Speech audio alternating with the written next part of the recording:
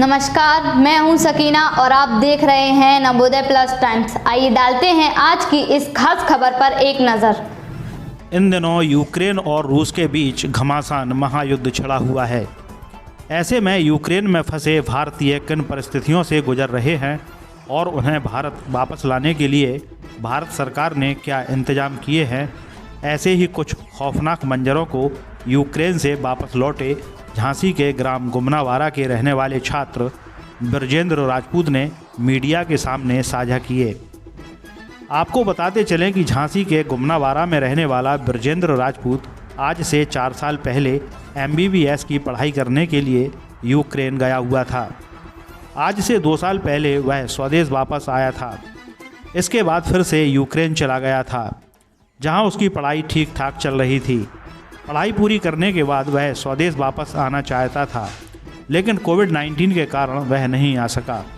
Ukraine में सब कुछ ठीक चल रहा था, लेकिन पिछले 10 दिनों से यूक्रेन और रूस के बीच महायुद्ध छिड़ जाने की वजह से यूक्रेन में निवास करने वाला हर एक नागरिक और यूक्रेन में रह रहे अन्य देशों के लोग अपने आप को असुरक्षित महसूस कर रहे थे।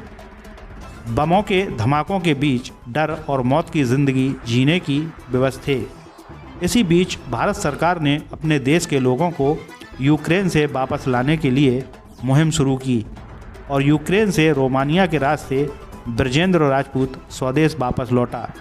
शनिवार को दिल्ली से झांसी पहुंचा ब्रजेंद्र काफ़ी खुश दिखा। उसके परिवार ने मिठाई बांटकर अपनी खुशी का इजहार किया तथा मीडिया के सामने अपने अनुभवों को साझा किया। नवोदय प्लस टाइम्स के लिए झांसी से ब्रजेश परिहार की रिपोर्ट। जी, पिछले 10 दिन कैसे गुजरे आपके, क्या मन में था और कितना अच्छा कैसा लगा बताइए। पिछले 10 दिन बहुत डरावने खौफनाक गुजरे। बस लग रहा था कैसे भी करके भारत वापस पहुंचा जाए, घर वापस अपने माता पिता परिवार के साथ पहुंचा जाए।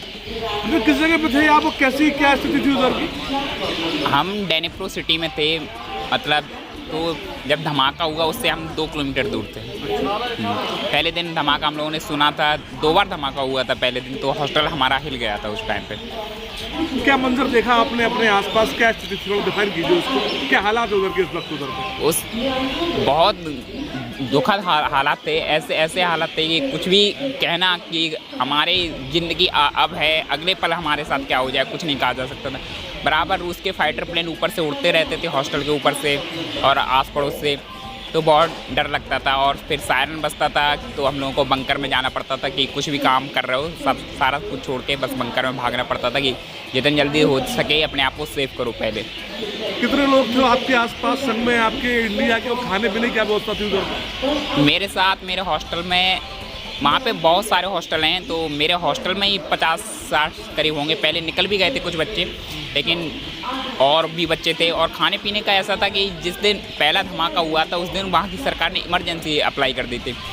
और क्या है तो तुरंत भीड़ बहुत, इतनी लाइनें लगी वहाँ पे शॉपिंग मॉल में खरीदारी करने के लिए, तो पूरा सामान ही ख़त्म हो गया था कि हम लोगों की नीड होती है डेली की, वही हम लोगों को नहीं मिल पा रही थी। अब ये कि मिल रही थी कम थी तो उसकी क्वांटिटी मतलब कॉस्टली हो जाती है, तो महंगी मिल रही थी, या तो थी नहीं या महंगी थी। अच्छा, इंडियन गवर्नमेंट से बात हो रही थी, क्या था उधर का मतलब क्या था जो बता रहे हैं? इंडियन गवर्नमेंट से हम लोग को बात हो रही थी, तो वो ये बोल रहे थे कि जो बॉर्डर पर पहले बच्चे हैं जो मतलब ज़्यादा डेंजरस में, तो उनको पहले निकाला जा रहा था। तो और फिर जो मतलब हम लोग फिर भी बीच में थे, लेकिन धमाके वहाँ भी हो रहे थे, तो फिर हम लोगों को धीरे धीरे करके बाद में निकाला गया है। आप लोग जिस फ्लाइट से आए उसमें कितने लोग संग में आए इंडिया के आपके? मैं जिस फ्लाइट से आया हूँ इंडिगो फ्लाइट से आया हूँ, तो उसमें इंडियन करीब होंगे 220 इंडियन होंगे, और उसमें यूक्रेनियन भी थे, क्योंकि वो भी अपना देश छोड़ कर जा रहे हैं, तो सेफ जगह जा रहे हैं, तो वो भी यहाँ पे थे। मतलब करीब 10-15 यूक्रेनियन भी होंगे और 220-225 इंडियन होंगे। अच्छा, इन 10 दिनों में आपने कितनी बार कॉल घर पे जहाँ से इंडिया किया? 10 दिनों में आपकी बात कितनी बार हुई घर वालों से? घर वालों से मैं बात बराबर करते, घर वालों के टच में रहता था कि उनको सांत्वना देता था कि आप परेशान मत हो, जल्दी से जल्दी कोशिश करूँगा आने की। मनोज देवी। मनोज देवी। आंटी पिछले 10 दिन में कैसे गुजरे आपके ऊपर, क्या स्थिति हालात थे? बहुत एक माँ की ममता समझ सकत और को फीलिंग नहीं समझ जा लग रही थी कि मतलब कब आ सकत बेटा। बहुत ज़्यादा वो